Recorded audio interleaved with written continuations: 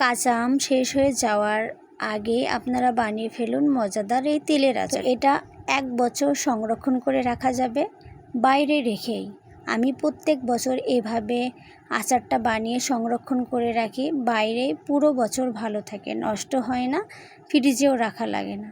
তো দেখুন কিভাবে এভাবে ছোট টুকরো করে খোসাসহ কেটে নিয়েছি। আর আচারটা ভালো রাখতে হলে অবশ্যই ডুবো তেলে রাখতে হবে।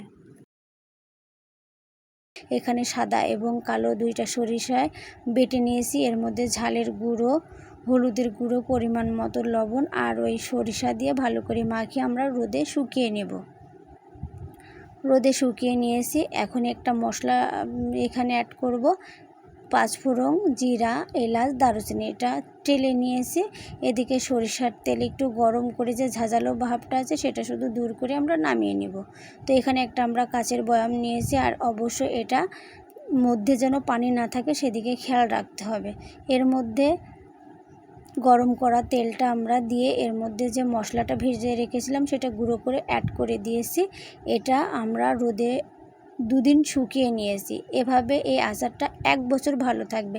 আপনারা এভাবে আচারটা সংরক্ষণ করে রাখতে পারেন। ধন্যবাদ।